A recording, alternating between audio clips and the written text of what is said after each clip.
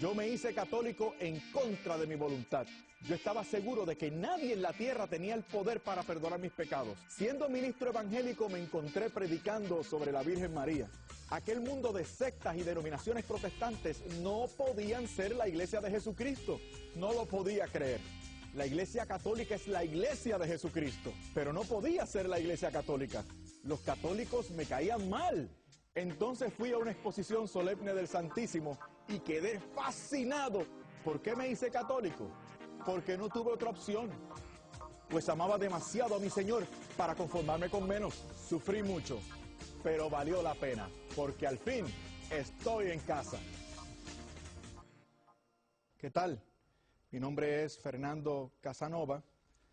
Soy profesor de teología en la Facultad de Teología de los Padres Dominicos en la Universidad Central de Bayamón y fundador y director de la Alianza Formativa, que es un ministerio de evangelización y formación de la fe católica para la Arquidiócesis de San Juan de Puerto Rico.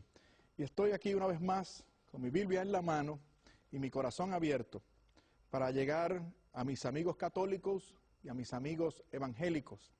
Son mis hermanos y quiero que sepan mi historia. Una historia de evolución en la fe.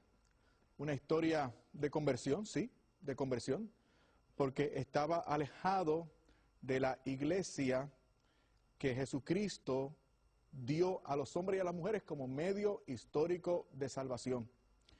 Yo fui descubriendo esto poco a poco.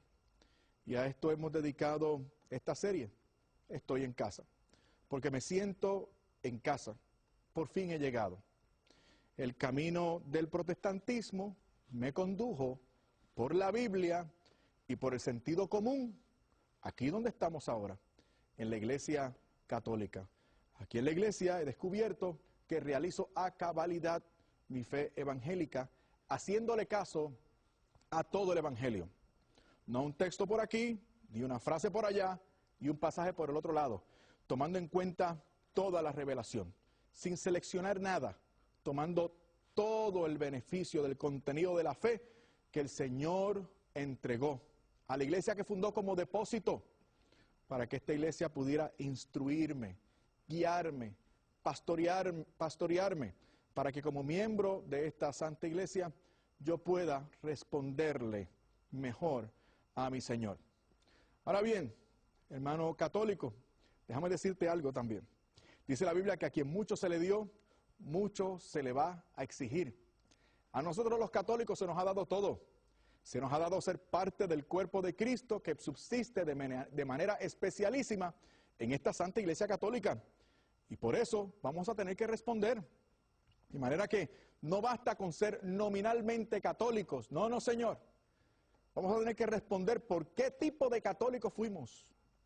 Si respondimos, si vivimos esta fe, esta experiencia maravillosa de la fe cristiana y católica a cabalidad. No escogiendo nada, no relativizando nada, no tomando lo que me gusta y desechando lo que no me gusta. De manera que no hay tal cosa como un católico pro-choice. Eso no existe. Esto no es un supermercado en el cual tú adquieres los artículos que te gustan y no echas al carrito los que no te gustan. No. Aquí tú lo aceptas todo, porque Jesucristo es ciertamente la verdad, pero nosotros seremos sus discípulos, dijo el Señor en el Evangelio según San Juan. Seréis verdaderamente mis discípulos si hacéis lo que yo les mando. Entonces, hay que estar en contacto con Jesús y amarle mucho, pero ese contacto y ese amor conlleva obedecerle y creer no lo que me parezca, sino lo que Él ha revelado. Y por esto, hermanos católicos, vamos a tener que responder al Señor. Ahora bien, ¿qué tal los hermanos evangélicos que me hacen el favor de escucharme y de verme? ¿Qué tal con ellos? Bueno, hasta ahora el Señor te ha permitido tener acceso a un nivel de la fe. O sea, el Señor te ha hecho un gran favor como evangélico. Has recibido la palabra de Dios, la cual crees, la amas, la lees, tienes fe en Jesucristo, amas a tu prójimo, pero eso no es suficiente. No. Para ti no, porque tú amas mucho al Señor y tú lo quieres todo. La Biblia, tener comunión con el Señor, son cosas preciosas, imprescindibles, pero esto conlleva mucho. Conlleva, por ejemplo, celebrar la fe. Y la fe hay que celebrarla de cierta manera. Y esa manera instituida por Cristo para celebrar la fe es la Santa Eucaristía, que es un sacramento además. Entonces, mi invitación una vez más es a que prestemos atención al contenido bíblico, pero no seleccionando textos, sino profundizando. Hemos dicho en el programa anterior que el criterio de autoridad que Cristo fijó para nosotros conocer, saber, beneficiarnos de la verdad, es apostólico, un criterio apostólico. Y que el Papa está en la cima de ese criterio.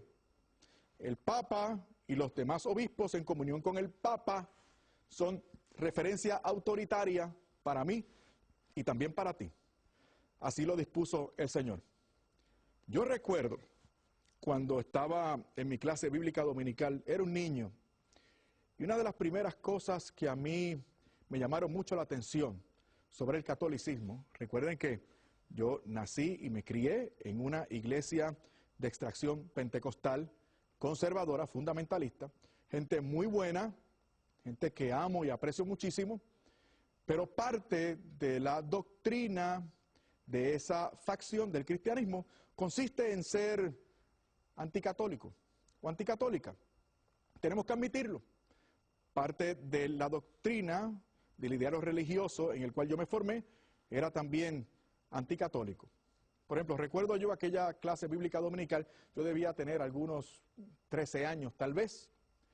Me dijo mi maestro de escuela bíblica dominical que el Papa era el anticristo, que era el anticristo, nada más y nada menos. Entonces yo levanté la mano y le pregunté a mi maestro, hermano, esto es bien importante lo que nos está señalando. Y yo quisiera saber cuál es el texto bíblico, porque yo quiero desde ahora en adelante ganarme muchos católicos para el Señor.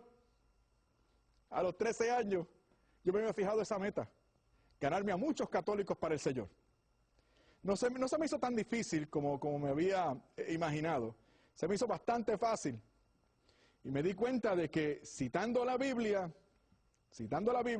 y siendo perseverante con los católicos, yo me los podía ganar. Y yo pensaba que me ganaba el cielo de esa manera y que aceleraba la segunda venida del Señor, porque así sacaba más gente del error y mientras más cristianos hubiéramos, más rápido venía el Señor. Y recuerdo que ese fue el primer texto que inquirí para ganarme a los católicos. Un texto anticatólico. Y mi maestro me refirió a Apocalipsis, capítulo 14, versículo 18. Apocalipsis 14, 18. Para demostrarme que el Papa era el anticristo.